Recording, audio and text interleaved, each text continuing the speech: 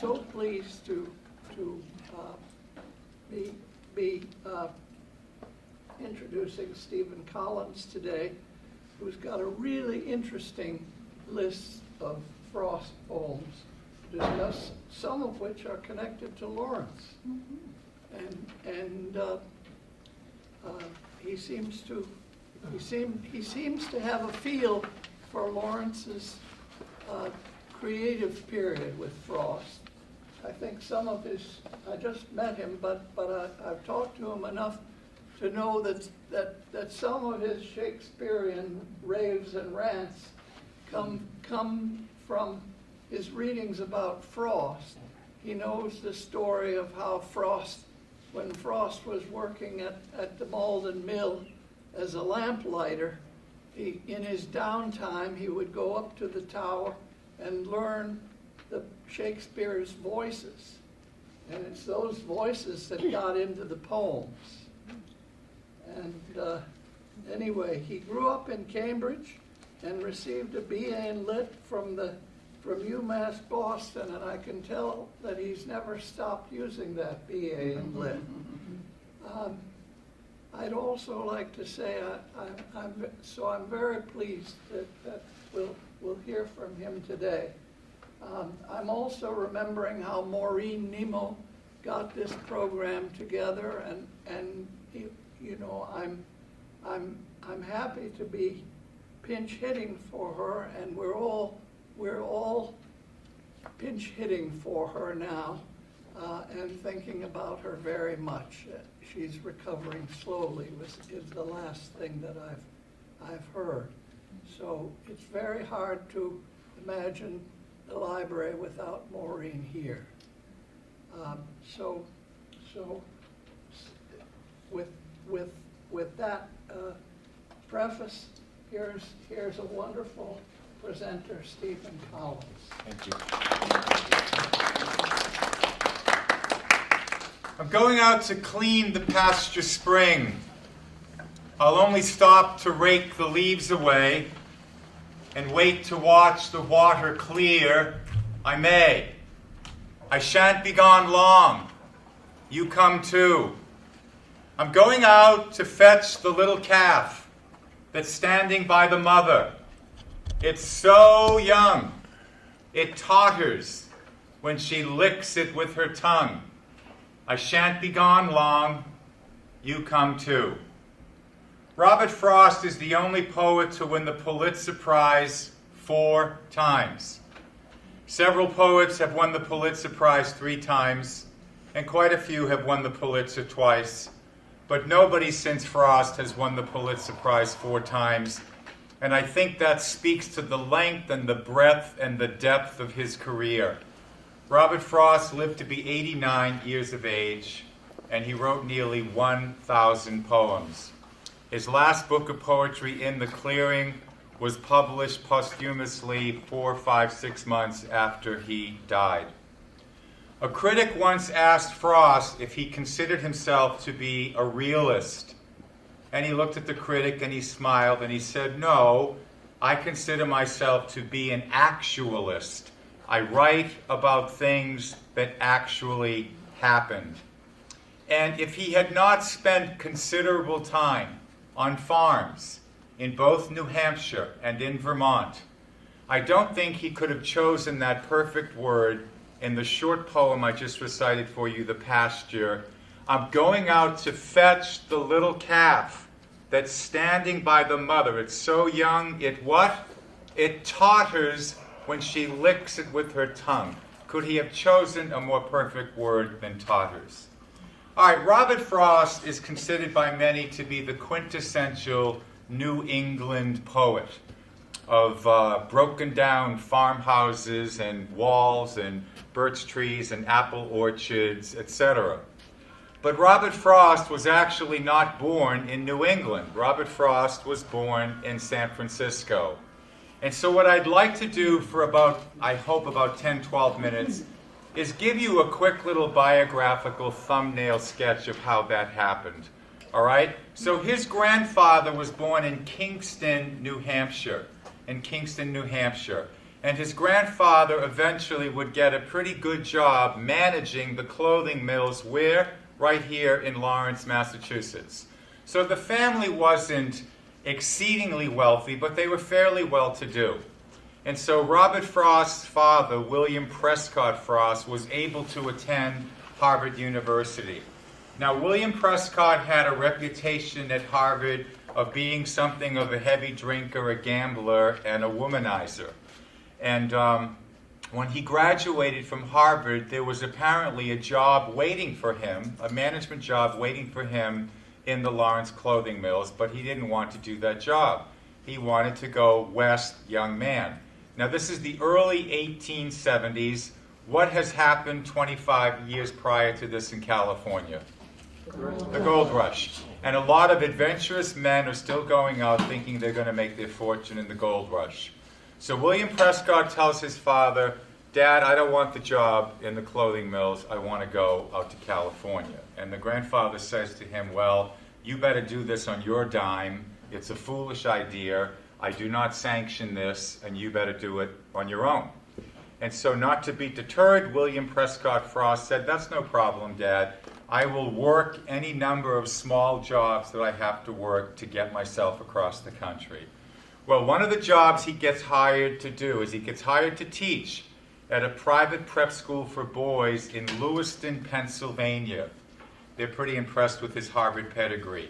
And it is there that William Prescott Frost meets a woman 8 years older than him by the name of Isabel Moody. Now, Isabel Moody was born in Scotland, but both of her parents died in a tragic accident, and she came, I believe it was Ohio, to live with relatives, all right, when she was 4 or 5 years old. So Isabel Moody had been teaching at this prep school for boys in Lewiston, Pennsylvania, and some of her friends were getting concerned that she was getting up there in age, and she was not yet married or didn't seem to have any prospects. And she famously said to some of her girlfriends, well, education is my life. This is what I love. This is what I do. This is what my life is dedicated to. And she said, and furthermore, I'm not sure that men are to be trusted. But in any event, Isabel Moody and William Prescott Frost had eyes for each other. He was quite dashing and handsome. And he stayed that entire academic year in Lewiston, Pennsylvania. He saved up enough money so at the end of the year, he went out to California. Now, he begged her to come with him, and she said, look, you don't have a place to live, you don't have a job, you don't have any prospects at this point in time. Why, in good God's name, would I leave my job teaching here and follow you? You go out there, you get settled, we'll see what happens. So he goes out, he gets a job working as a journalist. He also gets very involved in Democratic national politics. And he wears down her resistance and finally wires her the money. And Isabel Moody leaves and goes to San Francisco. It is there that William Prescott Frost and Isabel Moody get married. And it is there in San Francisco on March 26, 1874, that Robert Lee Frost is born. Why is his middle name Lee? Because his father, William Prescott, was a Copperhead, people that are, of course, sympathetic up north to the Confederacy. So his middle name is after Robert E. Lee. All right, now, Frost had seemingly put his bad habits behind him, all right? But when Robert was only a year and a half old, Isabel was pregnant with what would be Robert's only sibling, Jean Frost. And he started gambling pretty heavily again and drinking. And the biographies I've read suggest that he wasn't coming home in the evenings and perhaps he was having an affair. Now, I think Isabel, scared to death that she had married the wrong man, 5 months pregnant, comes clear across here to the eastern part of the country. By now, the grandfather's living in Lawrence, Massachusetts, knocks on the door. I don't know what kind of reception she expected to get, but he was kind of icy cold to her and said something to the effect, well, he was all right before he married you, so this must have something to do with you. So she takes herself back to Lewiston, Pennsylvania, and gives birth to her second child. The whole first year of Jean Frost's life, William Prescott does not lay eyes on her. Now, he writes her these letters begging her to come back, please, please, please come back, and eventually he wears down her resistance and she goes back once again. The same pattern plays itself out. He's able to keep his bad habits in check for a while, but then they manifest themselves. So what I want to impress upon you here more than anything else is the young years of Robert Frost and his sister Jean are hardly idyllic. In fact, they're pretty horrific. They are moving from one tenement house to another, always behind in the rent. By the end, they're living in 2 rooms above a saloon in San Francisco and sharing bathroom or water closet space with the patrons from the saloon. So William Prescott Frost dies in San Francisco at the age of 34, leaving Isabel with 11-year-old Robert and 9-year-old Jean Frost. There was a life insurance policy, but it lapsed because he stopped paying the premiums.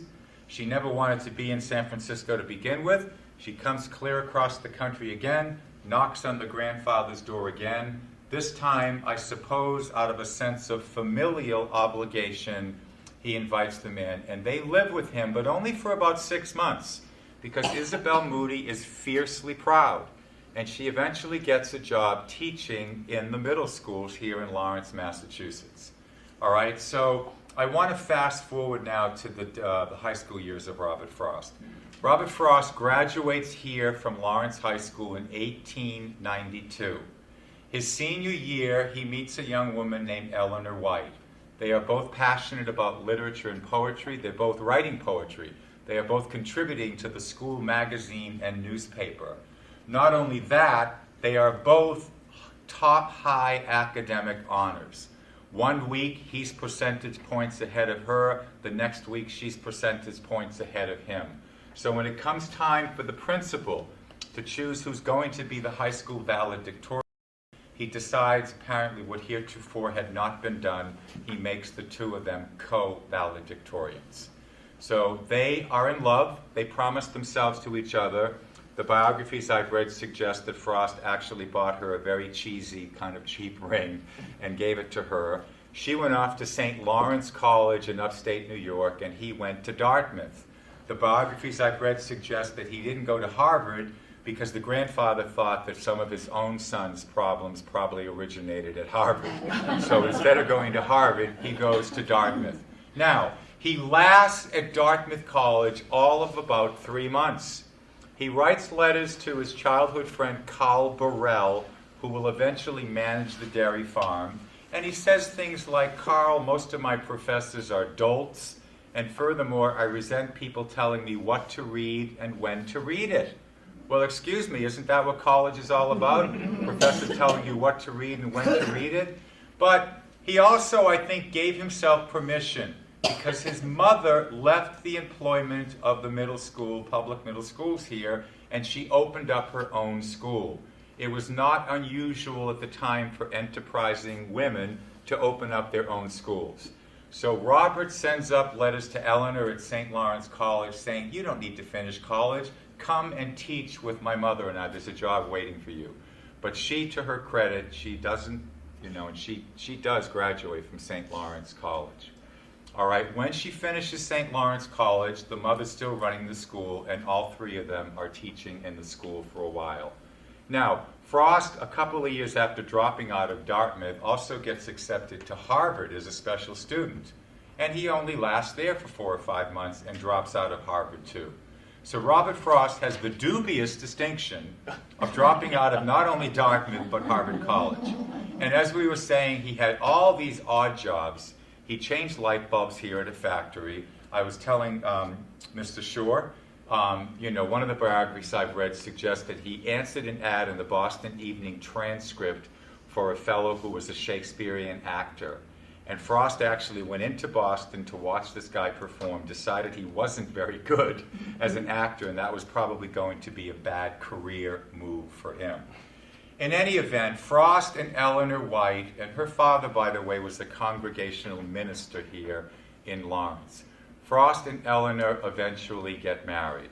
Now, Frost starts to exhibit some health problems, and given that his father died of complications from tuberculosis and also probably alcoholism and cirrhosis of the liver.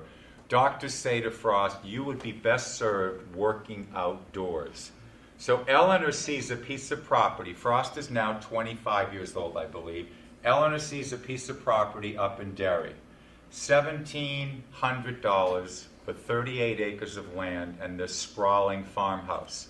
And if you've never been up there, it's part of the state public parks now. You can go to the Frost Farm in Derry. It's a wonderful thing to do. I take seniors up there on tours, and on the way up I recite poems and talk about Frost. So they moved to Derry.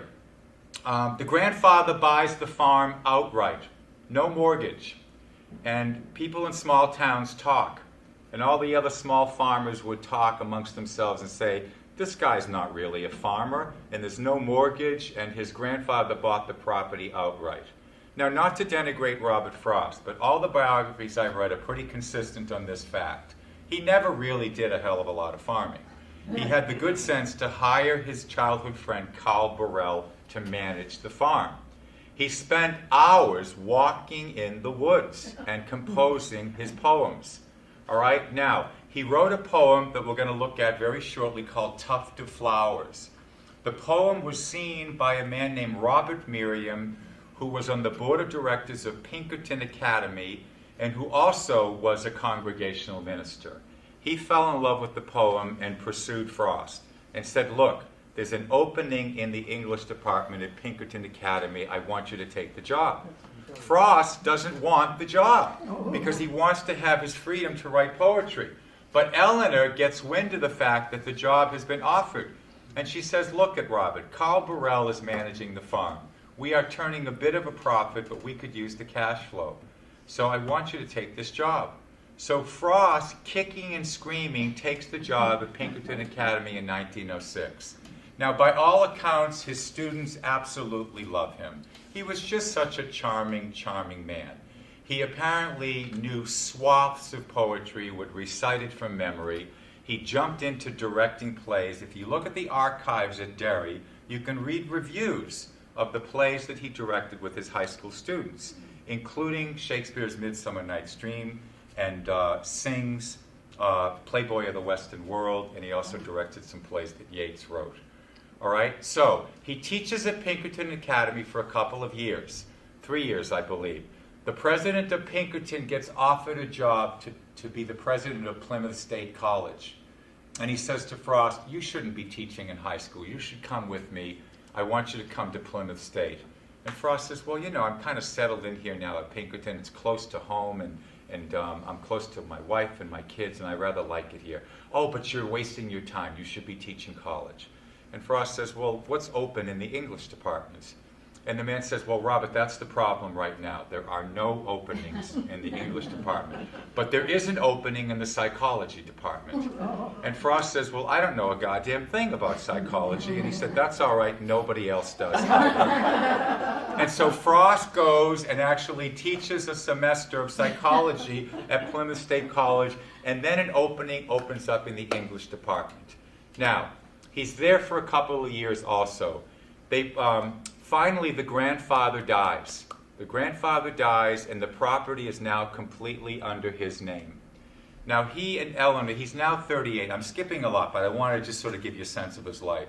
He's now 38 years old, all right? He wants to shake up his life. One of his students at Pinkerton Academy was a gentleman by the name of John Bartlett. John Bartlett had gone to Harvard, and he's living in Vancouver, British Columbia. And he's working as a journalist, and he's also writing poetry. And he's begging Frost to come out to the Pacific Northwest. He said, this would be great for you as a poet, as a man, you should do this. So Frost goes home and says to Eleanor, we're going to sell the farm, and we're moving to Vancouver. And Eleanor says to him, well, Robert Frost, that's your fantasy.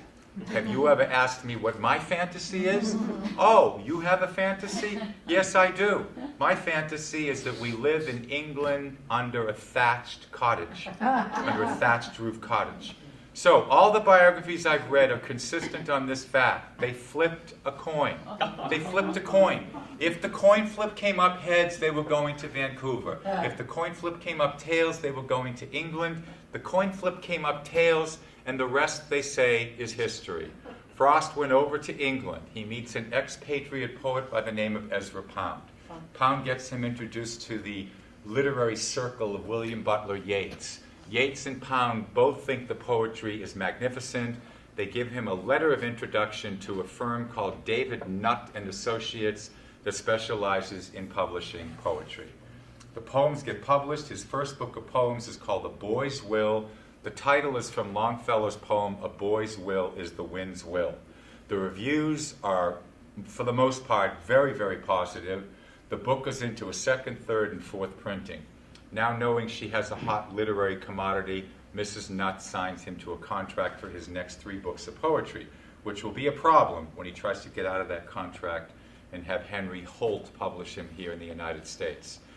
He probably would have been content to stay in England, because that's where he tasted literary success. But his daughter Leslie is terribly homesick. Daddy, are we ever going back to New Hampshire? Are we ever going home? And also the Lusitania was sunk in the waters of the North Atlantic.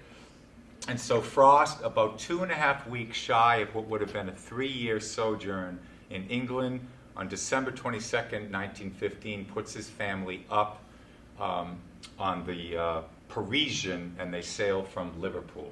They sail into New York Harbor. He's now a published poet. He's got some money, puts his family up in a nice hotel, decides to walk to the offices of Henry Holt and talk to them. Now, 3 years before this, he's getting rejection letter after rejection letter. Now, all the magazines, Harper's, The Atlantic Monthly, they're all tripping over each other, trying to beg him to write a poem for their magazine. As he's walking down Madison Avenue, he sees a copy of the New Republic magazine at a newsstand, and who's on the cover of it? Him. And inside there's a review of his second book of poetry called North of Boston. The reviewer was Amy Lowell, the great-great-granddaughter of James Russell Lowell and the first cousin of Robert Lowell, who would win the Pulitzer Prize in 1962. Now, in the big volume, 3-volume biography by Lawrence Thompson, the second volume is called The Years of Triumph. And that volume is when Frost comes home from England, and from that point until about the early 1950s. And his career took off like a rocket. He was offered a job teaching at Amherst College with no college degree. He has an affiliation with Amherst College for 40 years. He takes a few sabbaticals. He teaches at the University of Florida. He teaches at the University of Michigan. And by the late 40s and into the 50s, he's barding around. He called it barding around. Of course, Shakespeare was known as the Bard. And back in those days, he was getting on the low end, he was getting $2,000 for a reading. And on the high end, he was getting $5,000. Robert Frost made a boatload of money as a poet. Make no mistake about that. He did not live in a garret and drink water and crusts of bread. He made a lot of money. Now, with all of that success, his life is full, inordinately full of sadness. Their first child, Elliot, died of infant cholera at the age of 3. His wife dies of a heart attack in 1938 at the age of 61. 2 years later, his son Carol puts a shotgun in his mouth and blows his head off. His daughter Irma dies his daughter Marjorie dies complications from childbirth. His daughter Irma and his only sister both end up spending the last years of their lives in insane asylums. All right, the only child that he had a relatively normal life, whatever that is, was his daughter Leslie, who was the child after Elliot. All right, Robert Frost, by all accounts, most critics and literary analysis say that he honed his poetical skills those 11 years that he lived on the dairy farm. All right? Now, he took everyday colloquial language and he made it into brilliant poetry. All right? So what I'd like to do is start the day off here by reciting not a Frost poem, but a Longfellow poem. All right? What I'd like to do is the Longfellow poem, and whenever I recite this poem, I look out in the audience and there's 2 or 3 people mouthing the words because they know the words to the poem. It's called Psalm of Life. And I love the sentiment expressed in the poem. but it is certainly what I would call rhetorical language to colloquial language. So after I do the Longfellow, then I will get into Tuft of Flowers. And I just want you to see if your ear can differentiate, can distinguish between the tonal qualities of Longfellow as opposed to, I think, the very relaxed quality of Robert Frost. All right? Longfellow's Psalm of Life. Tell me not in mournful numbers, life is but an empty dream. For the soul is dead that slumbers, and things are not what they seem. Life is real, life is earnest, and the grave is not its goal. Dust thou art, to dust returneth, was not spoken of the soul. Not enjoyment, and not sorrow is our destined end or way, but to act that each tomorrow find us farther than today. Art is long, and time is fleeting, and our hearts, though stout and brave, still like muffled drums are beating funeral marches to the grave. In the world's broad field of battle, in the bivouac of life, be not dumb like driven cattle, be a hero in the strife. Trust no future, however pleasant. Let the dead past bury its dead. Act in the living present, heart within, and God o'erhead. Lives of great men all remind us we can make our lives sublime, and departing leave behind us footprints on the sands of time. Footprints that perhaps another, sailing o'er life's solemn main, a forlorn and shipwrecked brother, seeing, shall take heart again. Let us then be up and doing, with a heart for any fate, still achieving, still pursuing, learn to labor and to wait. All right, now I love the poem. I love the sentiment expressed in the poem, particularly, let us then be up and doing with a heart for any fate. But I can't help but feel that Longfellow is sort of up in a pulpit and he's talking down to me. I don't get the sense that he's talking across the aisle to me or across the table to me. All right, now compare that with the tone of this poem, Tuft of Flowers. This is the poem, by the way, that got Frost the job teaching at Pinkerton Academy. All right? I went to turn the grass once after one who mowed it in the dew before the sun. The dew was gone that made his blade so keen before I came to view the level scene. I looked for him behind an aisle of trees. I listened for his whetstone on the breeze. But he'd gone his way, the grass all mown, and I must be as he had been alone. As all must be, I said within my heart, whether they work together or apart. But as I said it, swift there passed me by on noiseless wing a bewildered butterfly, seeking with memories grown dim or night some resting flower of yesterday's delight. And once I marked his flight go round and round as where some flower lay withering in the ground. And then he flew as far as I could see, and then on tremulous wing came back to me. I thought of questions that have no reply, and would have turned to toss the grass to dry. But he turned first, and led my eye to look at a tall tuft of flowers beside a brook. A leaping tongue of bloom the sight had spared, beside a reedy brook the sight had bared. The mower in the dew had loved them thus, by leaving them to flourish, not for us, nor yet to draw one thought of ours to him, but from sheer morning gladness at the brim. The butterfly and I had lit upon, nevertheless, a message from the dawn that made me hear the wakening birds around, and hear his long sight whispering to the ground, and feel a spirit kindred to my own, so that henceforth I worked no more alone, but glad with him I worked as with his aid, and weary sought at noon with him the shade, and dreaming, as 'twere, held brotherly speech with one whose thought I had not hoped to reach. Men work together. I told them from the heart, whether they work together or apart. Now, I love this poem because it is completely cyclical.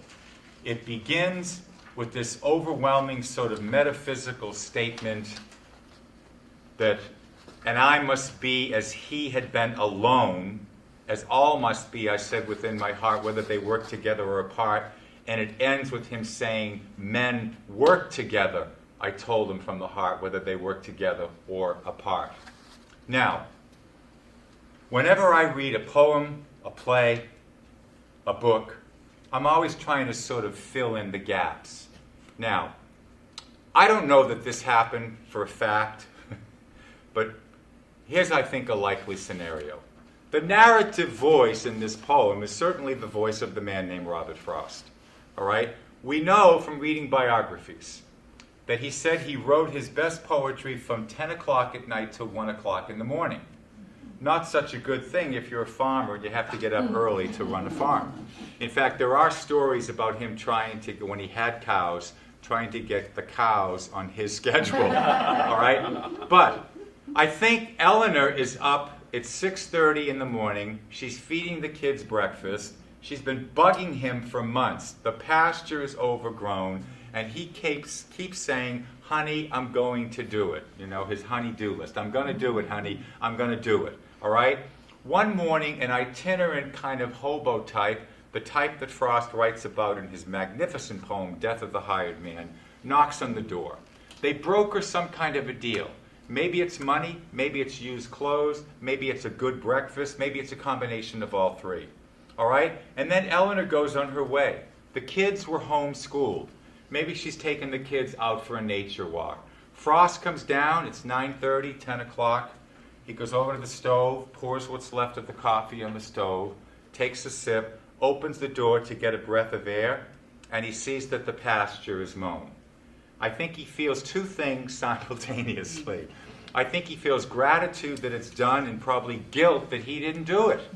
He wants to thank the man that did it. The line in the poem says, I looked for him behind an aisle of trees. I listened for his whetstone, which sharpens the sight. I listened for his whetstone in the breeze. But he'd gone his way, the grass all mown, and I must be as he'd been alone. Like I said, this big sort of statement. Now, what changes his disposition? The butterfly, yeah. The butterfly, the little beautiful agent from nature, starts flying around, all right? And the line in the poem says, led my eyes to look at what? A tall tuft of flowers beside a brook. And I love Frost's description. He says, a leaping tongue of bloom the sight had spared, beside a reedy brook the sight had bared.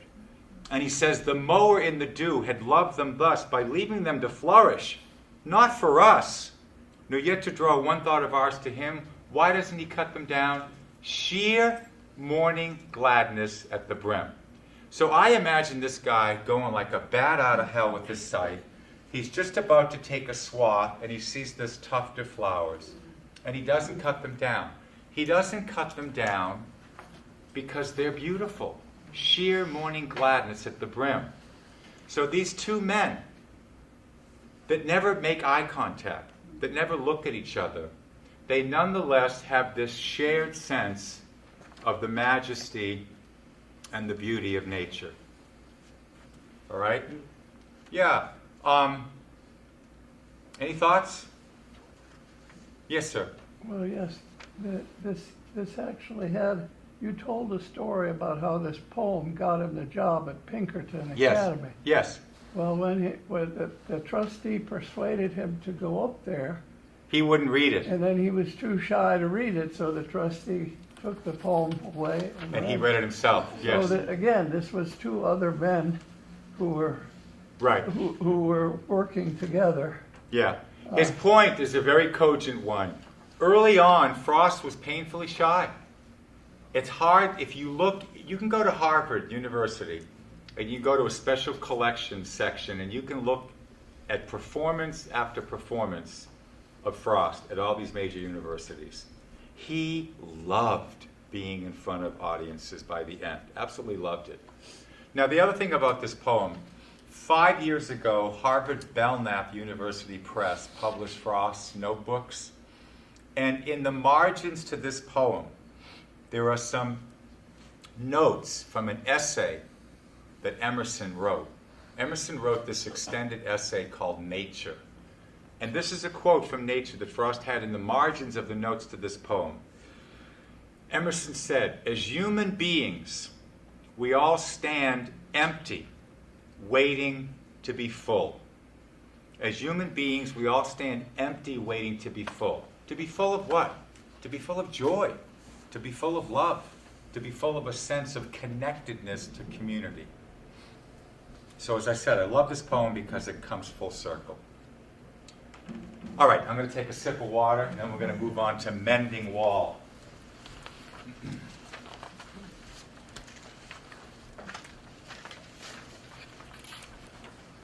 Something there is that doesn't love a wall, that wants it down, that sends the frozen groundswell under it, spills the upper boulders in the sun, and makes gaps even two can pass abreast. The work of hunters is another thing. I've come after them and made repair, where they've left not one stone on a stone, but they would have the rabbit out of hiding to please the yelping dogs. The gaps I mean, no one has seen them made or heard them made, but at spring mending time we find them there. I let my neighbor know beyond the hill, and on a day we meet to walk the line and set the wall between us once again. We keep the wall between us as we go, to each the boulders that have fallen to each. And some are loaves, and some so nearly balls we have to use a spell to make them balance. Stay where you are till our backs are turned. We wear our fingers rough with handling them. Oh, just another kind of outdoor game. One on a side. Comes to little more than that. There where it is we do not need the wall. He's all pine, and I'm apple orchard. My apple trees will never get across and eat the cones under his pines, I tell him. He only says, good fences make good neighbors. Spring is the mischief in me, and I wonder if I could put a notion in his head. Why do they make good neighbors? Isn't it where there are cows? But here there are no cows. Before I built a wall, I'd ask to know what I was walling in or walling out, and to whom I was like to give offense. Something there is that doesn't love a wall. I could say elves to him, but it's not elves exactly, and I'd rather he said it for himself. I see him standing there, bringing a stone grasped firmly by the top in each hand like an old stone savage armed. He moves in darkness, as it seems to me, not of woods only in the shade of trees. He will not go behind his father's saying, and he likes having thought of it so much, he only says again, good fences make good neighbors. There has been so much literary criticism written about this poem. Fascinating poem. Absolutely fascinating poem. Now, when Frost was barding around in the late 40s and the early 50s, he knew there was a handful of his poems, 6, 7, 8, maybe 10 poems, that people wanted to hear. And so he would purposely, on some occasions, leave those poems out. And sometimes Frost would give a reading, and he knew a lot of the poems by heart. Sometimes he'd go for 45 minutes. There was one occasion where he completely lost track of time, and his audience was so enthralled, they actually sat and listened to him for 3 hours. Imagine how compelling a speaker he must have been. But he would finish his reading, he'd come back to the podium, he would shuffle his papers, he'd look out, take a little bow, he'd say, thank you very much. and he'd walk off the stage. There'd be thunderous applause. And people would say, "Oh, Robert, please come back. You didn't do my favorite poem." And he knew invariably, inevitably, somebody was going to say, "Mending Wall." And this was kind of rehearsed, but he would look out and he'd say, "Oh, so you want my political poem, huh?" And then he'd say, "Something there is that doesn't love a wall, that's the Democrat, and good fences make good neighbors, that's the Republican." Which leads me to a very important point about Robert Frost.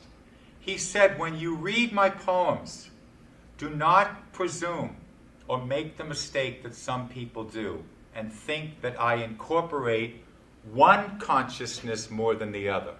And he used this poem as an example. He says, "There's parts of me that good fences make good neighbors, just as much there's parts of me that says something there is that doesn't love a wall." And the other thing you should know about Frost, he was really hard to pigeonhole when it came to politics, religion, philosophy in some ways. He was vehemently opposed to Franklin Delano Roosevelt and the New Deal. He thought that was going to usher in a whole welfare state. Now, he also voted twice in his life. Twice he voted for Eugene Debs.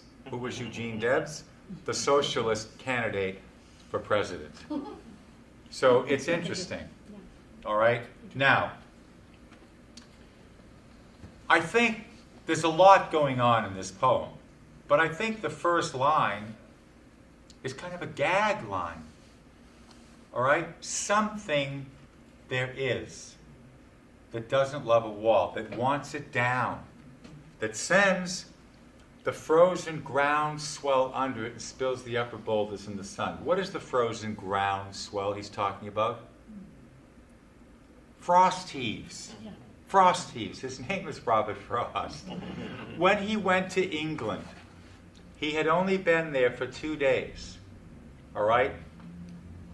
The headline on the London Guardian Observer said, "England in the grip of frost."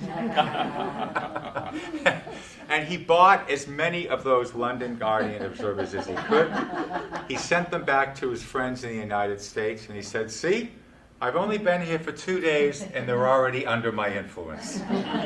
So I think that he was setting up that sort of gag line in the poem. But the poem is about, what? 2 essentially different ways of looking at the world. Okay? You've got one person that lives behind these aphorisms.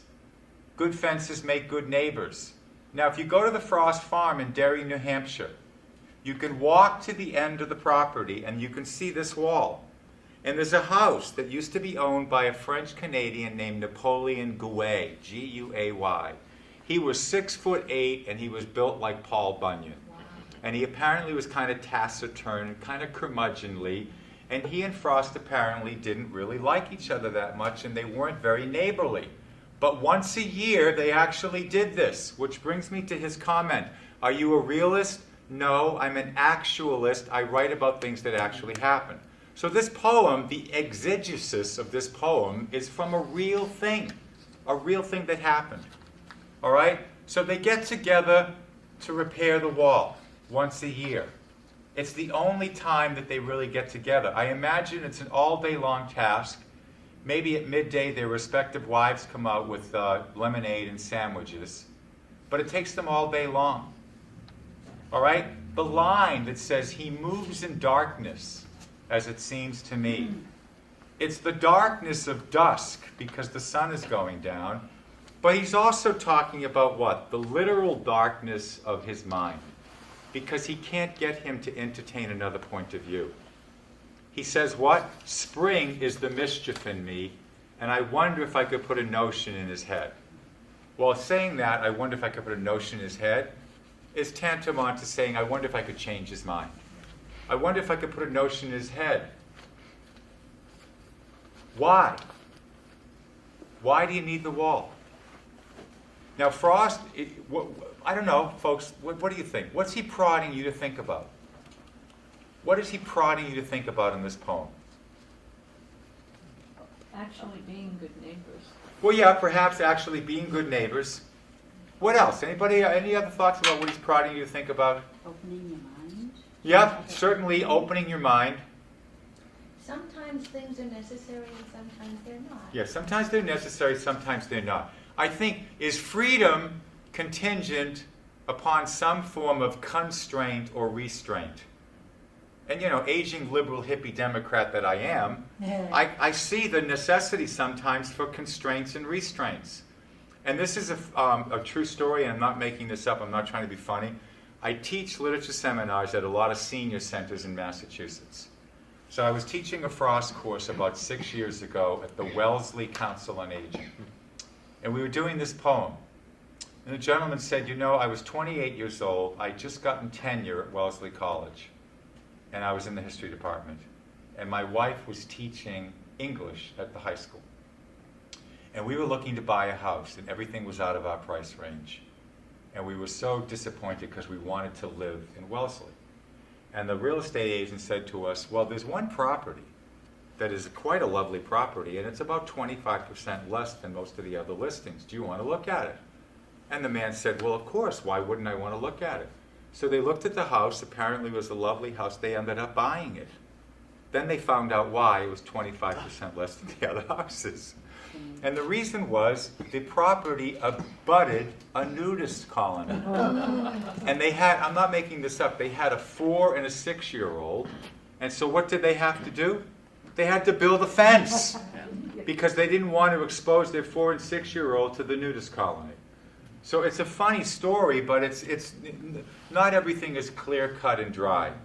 But I do think that Frost in this poem is really, really prodding you to think about what does it mean to be free? And do we need some kind of constraint? And you think about politics today, you think about the whole immigration issue.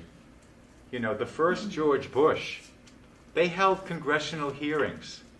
They were thinking of building what? A wall, the entire length of the Mexico-Texas border. And one of the Democrats said, well, do you suppose if people want to get over the wall, they might put up a ladder? And then one of the Republicans said, we'll electrify the fence. So, anyway. And I see him standing there, bringing a stone grasped firmly by the top in each hand, like what? An old stone savage armed. What does that suggest to you? A real put down. Huh? Put down his neighbor. Stone Age. Stone Age, exactly. Now, I'm thinking of Neanderthal man, Cro-Magnon man, all right? So this Napoleon Gouet was apparently very kind of imposing.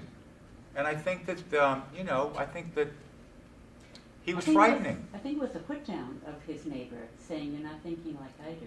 And so he actually kind of puts him down, puts him less in almost human. That's what I get.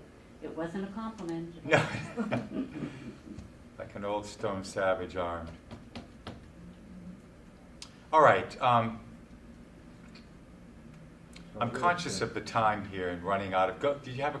Well, I was wondering, Frost must have had this experience of mending the wall quite a bit to be able to do. Well, they did it every year. They did it every year he did because every of. year, so he, Yeah, for all the different based- reasons. Yeah, his metaphor was based on actuality. Yes. Yeah. Yeah. Let's take a look at Birches. Now, Birches, there's a whole swath of this poem that I'm not going to recite. I read a book called The English Years of Robert Frost by a fellow named John Evangelista Walsh. And he makes a case for the part of this poem that Frost wrote on the dairy farm probably in 1906, 1907. And then he added a part in England. And Evangelista Walsh makes the case that the poem stands on its own without what was written in England, which is quite beautiful. So if you're following along, after the first 3 lines, you need to drop your eye way down the page, or you can just listen if you want. Birches. When I see birches bend to left and right, across the lines of straighter, darker trees, I like to think some boy's been swinging them as he went out and in to fetch the cows. Some boy too far from town to learn baseball, whose only play was what he found himself summer or winter and could play alone. One by one, he subdued his father's trees by riding them down over and over again till he took the stiffness out of them, and not one but hung limp. Not one was left for him to conquer. He learned all there was to learn about not long too soon, so not carrying the tree clear away to the ground. He always kept his poise to the top branches, climbing carefully, with the same pains you use to fill a cup up to the brim and even above the brim. Then he flung outward feet first with a swish, kicking his way down through the air toward the ground. So was I once myself a swinger of birches, and so I dream of going back to be. It's when I'm weary of considerations, and life's too much like a pathless wood, where your face burns and tickles with the cobwebs broken across it, and one eye's weeping from a twig's having lashed across it open.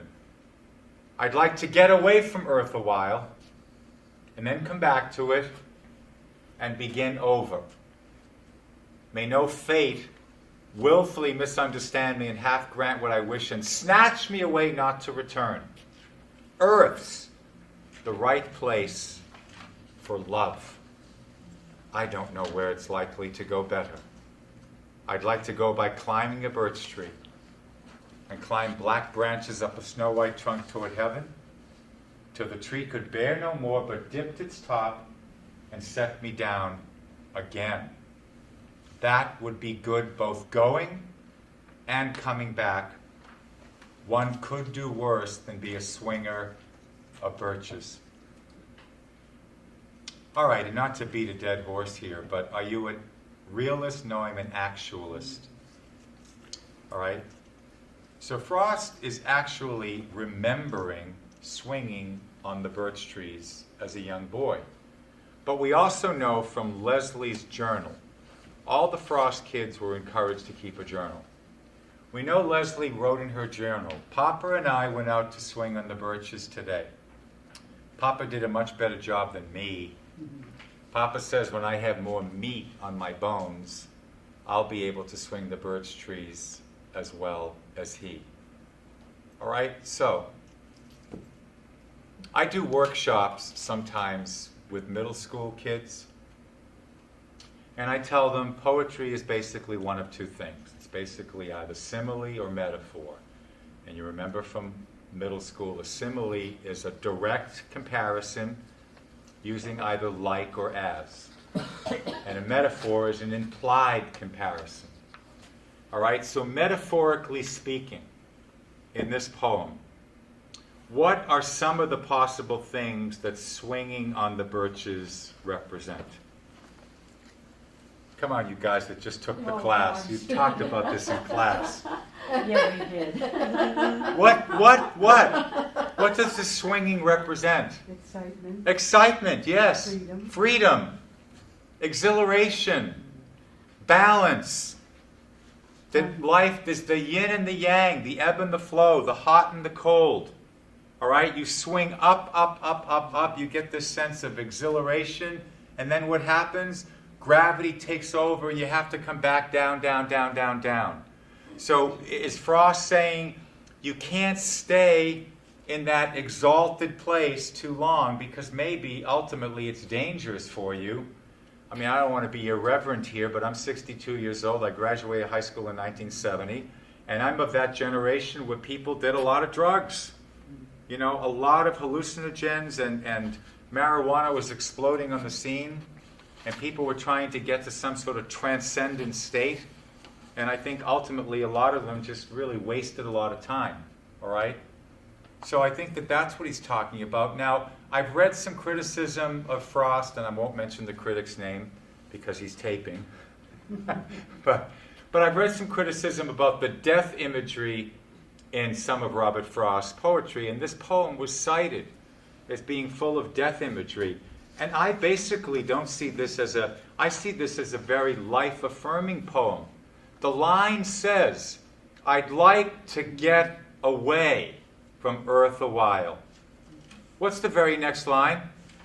And then come back to it and begin over. And then the next line, in case you still want to buy into this death imagery, may no fate willfully misunderstand me and half grant what I wish and snatch me away not to return. And then the single most fundamental important line in the whole poem, what does he say? Earth's the right place for love. I don't know where it's likely to go better. Now, at the end of the poem, when he says, I'd like to go by swinging a birch tree and swing black branches up a snow-white trunk toward heaven till the tree could bear no more but dipped its top and set me down again. When he says, I'd like to go, I don't think he's talking about going to death. I think he's talking about I'd like to go through my life as a child, have the same kind of awe and majesty and wonder that children have. And I'm a big admirer of E. Cummings' poetry. He's got a poem called Anyone Lived in a Pretty How Town. I love the line in that poem. Listen to this line. Children guessed, this is Cummings, children guessed, but only a few. And down they forgot as up they grew. Did you get it? Mm-hmm. Down they forgot as up they grew. What is Cummings saying? I think he's saying that kids at age 3 or 4, they have this sense of majesty. But by the time the socialization process comes around, kindergarten, that starts getting beaten out of you, I think. So I think Frost is saying that, I'd like to go through my life open. I'd like to be open to possibilities. I'd like to have that same sense that kids have when they're swinging on birch trees, that same sense of exhilaration and freedom. I think this poem would be understood differently at different phases of your life. Yeah, oh yeah. Well, that's true of any work of literature. But I see it from an older standpoint of somebody looking back at youth, and the memories are very, very pleasant. Yeah. And holding on to that pleasant memory. Yeah. Whatever the future. Right. And somebody said to me, the line in the poem says, talks about weary considerations. Mm-hmm. Well, just think about the weary considerations in the life of Robert Frost. Mm-hmm. Their first child dies of infant cholera. His wife dies of a heart attack. His son commits suicide. His daughter dies complications from childbirth. His other daughter ends up in an insane asylum. And his sister spends the last years of her life in an insane asylum. And the biographies I've read suggest this. Frost often said that he was aware that the depression gene probably existed in his family. And they said to him, how do you deal with it? And he said, I work. I work. I stay busy. He said the most composing thing for me to do is to compose poetry. So, grab the bull by the horns and work. Anybody want to make a comment? I didn't realize he had so much sadness in this letter. Yeah. The line, there's echoes of Dante in the line, it's when life is like a pathless wood, and your face burns and tickles with the cobwebs broken across it. In Purgatorio, depending on which translation, it was the middle of my life, I found myself in a deep, dark wood, and I was lost. So I think the poem also speaks to that notion of crisis, mid-age crisis, where you're going along in your life, and maybe suddenly you start asking yourself, are you on the right path? Yes, sir. Yes, he was very almost scornful of the critics who were looking for death imagery in a lot of his poems, this being one of them. And he said the real death poem was a cyclical poem where he would go off to heaven for a while and then come back. Yes. Yeah. Yeah. Away, away is another one. Uh-huh. That, Go ahead. I think is stopping by woods. Right, Something well- a bit like Yeah. that. Well, stopping by woods, all right? Yeah. I mean, the woods are lovely, dark, and deep. But I have promises to keep and miles to go before I sleep, miles to go before I sleep. And I was doing a workshop in Concord at the middle school years ago. And there was this kid, he later went on to become a good athlete in high school, football player and whatnot. And he was a big kid, And he said, Mr. Collins, I'm listening to what you're saying. And, I respect and I understand, I think, some of what you're saying. But he said, this poem, he said, as far as I'm concerned, it's just about a horse that wants to know why the hell he's not back in the nice warm barn. My little horse must think it queer to stop without a farmhouse near between the woods and frozen lake the darkest evening of the year. He, the horse, he gives his harness bells a shake to ask if there's some mistake. What the hell are we doing here? It's cold. Let's get back in and get back to the barn. Yes. Yes, reading Frost, I tend to be with your student. That I'd much because of the actualism Right. that you're talking about, I'd much rather read literally. I mean, just take it literally than go too metaphorically. And I think he warned us not to do that. Yes. as Yeah. well. Yes, sir. You had mentioned Henry Holt, that his first editor, I think, made a mistake, but it's with that particular poem, because Frost always used the Oxford comma. But in that poem, he doesn't. So the first editor put it in. The woods are lovely, comma, dark, comma, and deep, which wasn't what Frost wrote. Right. What Frost wrote was the woods are lovely, dark, and deep. Right. So If you're you- modifying the lovely. If you read the Library of America, and then you read the one that was edited by forget. Edward Connery Latham Yeah. from Dartmouth, the punctuation is quite different. Yeah. That's a fascinating argument in and of itself. I think it was about death. Yeah. Well, Regardless of what Frost said. I love Shakespeare. Yeah. And if you look at the different editions of Shakespeare, the Penguin, the Oxford, the Pelican, scholars have been arguing for centuries where the commas should be and the colons and semicolons and whatnot. All right, we're going to run out of time, so I want to do this. Let's skip after apple picking, as beautiful as that poem is, and let's look at the two short poems, or at least look at one of them. Now, Frost celebrated his 80th birthday at the Harvard Club in Boston on March 26, 1954. Now, the biographies I've read are consistent on this as well. Frost's very, very dear friend was Louis Untermeyer. I bet some of you have anthologies of poetry on your bookshelves at home where Louis Untermeyer, he was known chiefly as an anthologist. All right, he was a minor poet himself, but a dear friend of Frost. And Untermeyer had gotten married, divorced his first wife, married a second wife. Eventually, the second wife, I think, left him, and Louis Untermeyer remarried the first wife. So he was over in Europe, I believe in Paris, on a second honeymoon. All right, and Frost would tease the hell out of him, say, see, if you just stayed with the first wife, you could have saved yourself a lot of aggravation and a lot of money. But Untermeyer was on the committee for this big gala celebration. And time was of the essence, and time was running out. And Untermeyer got a telegram from somebody saying, we really dropped the ball on this, and we're conscious that time is running out. We still don't have a master of ceremonies for Frost's 80th birthday party. Someone has suggested Richard Nixon. And Untermeyer telegrammed back and said, under no circumstances is Richard Nixon to be the person for this party. So, Lionel Trilling, the famous scholar from Columbia University, brilliant literary critic, he was asked to do it. And he said, listen, I've read Frost, but I wouldn't say I'm a Frost scholar. I wouldn't say that I'm the man to do this. and they said, look, we're running out of time. We need somebody. We want a literary man. We would like somebody from academia, you know, given your connections with Columbia, please do this.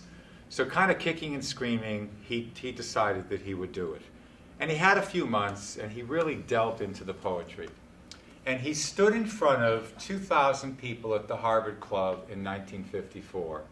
And he looked out and he said, I've made a study of the poetry of Robert Frost, an in-depth study, I believe, for the last 3-4 months. And he said, I'm here to tell you that I'm afraid the poet that I encountered may not be the same poet that a lot of you out there in the audience have encountered. And he said, and I quote, he said, I find Robert Frost to be a poet of terrifying Sophoclean proportion. A poet of terrifying Sophoclean proportion. Then he recited from memory these 2 poems, and if I'm not mistaken, chronologically, both of these poems were written about 6 months after his son Carroll committed suicide. The first poem is called Desert Places. Snow falling and night falling fast, oh fast. In a field I looked into going past, and the ground almost covered smooth in snow, but a few weeds and stubble showing last. The woods around it have it. It is theirs. All animals are smothered in their lairs. I'm too absent-spirited to count. The loneliness includes me unawares. And lonely as it is, that loneliness will be more lonely ere it will be less. A blanker whiteness of benighted snow with no expression, nothing to express. They cannot scare me with their empty spaces between stars, on stars where no human race is. I have it in me so much nearer home to scare myself with my own desert places. Never mind the frightening prospect of contemplating the vast darkness of interstellar space. You know, the Catholic theologian Blaise Pascal used to say that his faith was always sort of challenged when he would look up at the night sky and look at the darkness between the stars. All right? What is Frost saying in this poem, Desert Places? Never mind that. Yes, that's scary to contemplate and to think about. But just as scary is here. Terra firma. Just as scary is right here. Now, they cannot scare me with their empty spaces between stars, on stars where no human race is. Who's they? Possibly. There's no right answers. You know, when I teach these classes, I love to get different opinions from people, and sometimes I get incredible insight from the people that I'm supposedly teaching, and in reality, they're teaching me. But who's they? They cannot scare me. Philosophers. Yeah, the philosophers, the scientists, the experts, the theologians. Somebody said to me, the Defense Department. They cannot scare me. I have it in me so much nearer home to scare myself with my own desert places. Now, it's a very short poem, and yet it is fairly ambiguous. It is what? It is a personal pronoun. Correct? Personal pronouns have what? Your high school English teacher is going to be very mad if you don't remember this. Personal pronouns have what? Antecedents. All right? What is the antecedent of it? The woods around it have it. It is theirs. All animals are smothered in their lairs. Is it the woods? It's not clear. It's fairly ambiguous. All right, language is so interesting. Nature, perhaps? Yeah, the ones Nature. around it. I mean, I just think it's so unclear and it's ambiguous. Loneliness. Well, yeah, emptiness. right. Now, I'm too absent-spirited to count. Now, does he mean that he can't do this? 1, 2, 3, 4, 5, 6, 7, 8, 9, 10. Does he mean that he can't make a physical counting? Or is he saying that he's so out of it that he's not even a blip on somebody's emotional radar? I think that's it. I'm too absent-spirited to count. The loneliness includes me unawares. I'm not even aware of how bloody lonely and forlorn I am. And as lonely as it is, what does he say? That loneliness will be more lonely ere it will be less, a blanker whiteness of benighted snow with no expression, nothing, no thing, nothing to express. Now, I love Frost so much, and I have tried and tried and tried to read Wallace Stevens. All right, and it's probably my deficiency, but Wallace Stevens has a poem called The Snowman, which gets anthologized all the time as this incredibly, scary poem. And I think that this poem, Desert Places, for me, Scary. is more effective than Wallace Stevens' The Snowman. All right? So I'd like to end, because we are going to run out of time. I'd like to end, it's going to take me about 12 minutes. I'd like to end by reading The Death of the Hired Man. Is that okay? Yeah. I love this poem. And Frost had toyed with the idea of writing a novella. And what is a novella? It is a short novel that's typically between 75 to 150 pages. All right, there have been some, Chekhov is a master of the novella. He's got a short novella called The Duel, which is just incredible. You might argue that James Joyce's concluding story in Dublin is The Dead is really a novella. Frost wanted to write a story examining the tension between a smart aleck college boy and a crusty old farm hand. And he approached Holt, and they said to him, you're not a short story writer, you're a poet. Take the idea and condense it down. And that's what Frost did. Now, what's amazing about this is how much character development he gets in 3.5, 4.5, whatever it is, pages. All right? This is in his second book of poems called North of Boston, The Death of the Hired Man. Mary sat musing on the lamp flame at the table waiting for Warren. When she heard his step, she ran on tiptoe down the darkened passage to meet him in the doorway with the news and put him on his guard. Silas is back. She pushed him outward with her through the door and shut it after her. Be kind,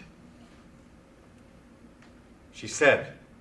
She took the market things from Warren's arms, set them on the porch, then drew him down to sit beside her on the wooden steps. When was I ever anything but kind to him? But I'll not have the fellow back. I told him so last haying, didn't I? If he left then, I said, that ended it. What good is he? Who else will harbour him at his age for the little he can do? What help he is, there's no depending on. Off he goes always when I need him most. He thinks he ought to earn a little pay. Enough at least to buy tobacco with so as he won't have to beg and be beholden.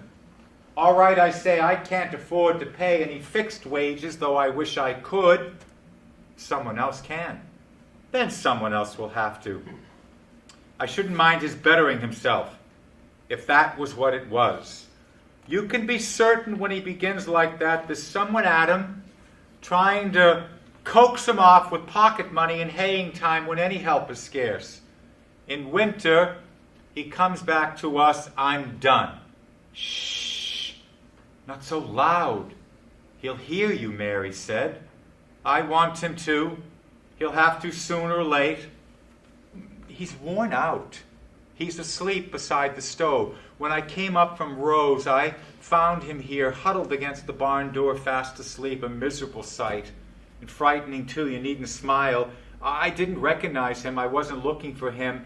And he's changed. Wait till you see. Where did you say he'd been?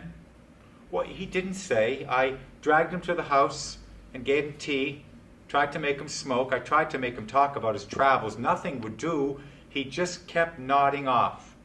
What did he say? Did he say anything? But little. Anything, Mary confessed. He said he'd come to ditch the meadow for me, Warren. But did he? I just want to know. Of course he did.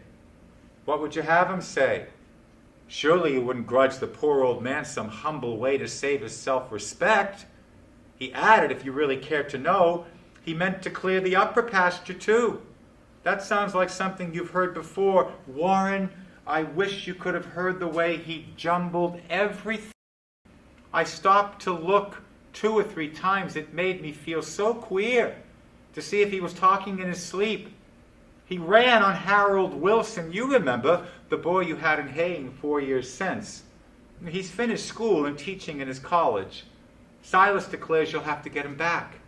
He says they too will make a team for work. Between them, they will lay this farm smooth. The way he mixed that in with other things.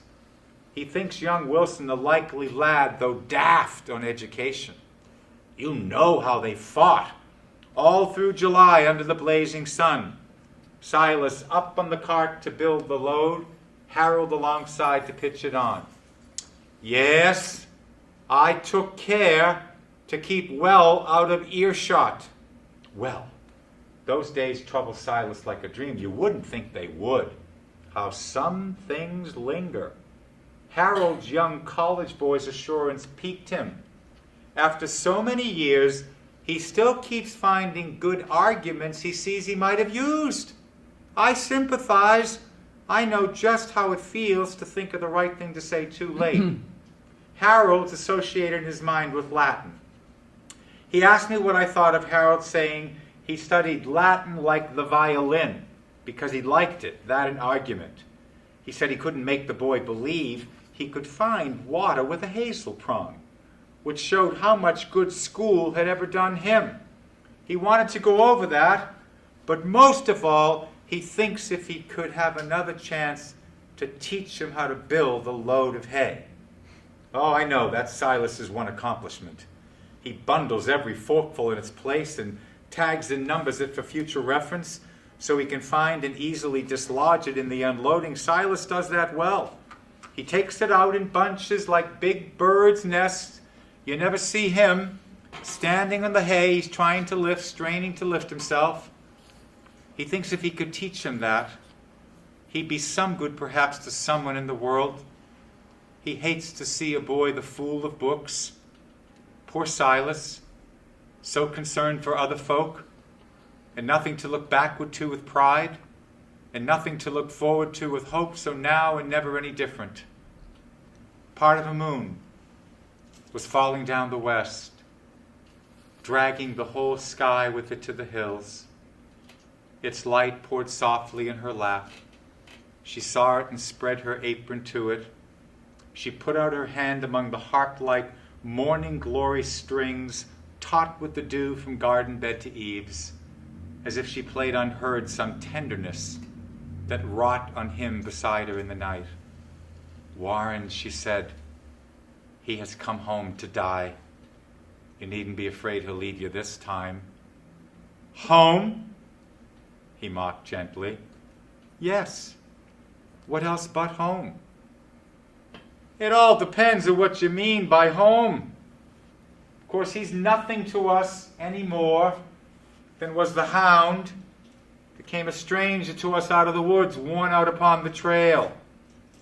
Home is the place where when you have to go there, they have to take you in. I should have called it something you somehow hadn't to deserve. Warren leaned out, took a step or two, picked up a little stick and brought it back and broke it in his hand and tossed it by.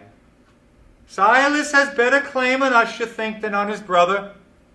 13 little miles as the road winds would bring him to his door. Silas has walked that far, no doubt, today. Why doesn't he go there? His brother's rich, a somebody, director in the bank. He never told us that. We know it, though. I think his brother ought to help, of course. I'll see to that if there's need. He ought of right to take him in and might be willing to. He may be better than appearances, but have some pity on Silas. Do you think if he had any pride in claiming kin, or anything he looked for from his brother, he'd keep so still about him all this time? I wonder what's between them. I can tell you, Silas is what he is. We wouldn't mind him, but just the kind that kinsfolk can't abide. He never did a thing so very bad. He don't know why he isn't quite as good as anybody. Worthless though he is, he won't be made ashamed to please his brother. Well, I can't think Si ever hurt anyone. No, but he hurt my heart. The way he lay and rolled his old head on that sharp-edged chair back. He wouldn't let me put him on the lounge. You must go in and see what you can do. I made the bed up for him there tonight. You'd be surprised at him, how much he's broken. His working days are done, I'm sure of it. I'd not be in a hurry to say that. I haven't been. Go, look, see for yourself. But Warren, please remember how it is. He's come to help you ditch the meadow. He has a plan. You mustn't laugh at him. He may not speak of it, and then he may. I'll sit and see if that small sailing cloud will hit or miss the moon. It hit the moon. Then there were 3 there making a dim row, the moon, the little silver cloud, and she. Warren returned too soon, it seemed to her, slipped to her side, caught up her hand and waited. Warren, she questioned. Dead, was all he answered.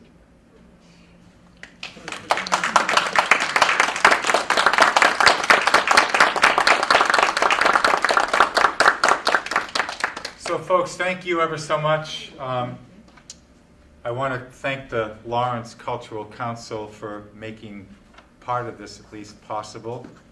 And I did not do an application for the Cultural Council this year because I was told that they don't like people to do multiple applications year after year, but I will probably put in an application for the 2017 cycle. I'd love to come and do the show I've been doing the longest since 1998 is my Walt Whitman show. And my director was a fellow named Michael Keamy, and he grew up in Methuen, 1 or 2 towns away from here, I believe, right? Just up the road. Just up the road, okay. And so I've been doing that Whitman show. You know, I've really done it up and down the eastern seaboard. I performed at a lot of high schools, colleges.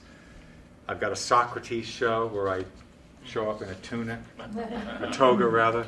Tunic is different. Those are the Romans. And I also teach literature seminars at different retirement communities and senior centers. So, you know, you can look at different senior centers' newsletters to see where I might be teaching, and I hope to possibly see some of you again. Very good. Thank you ever so much. Thank you.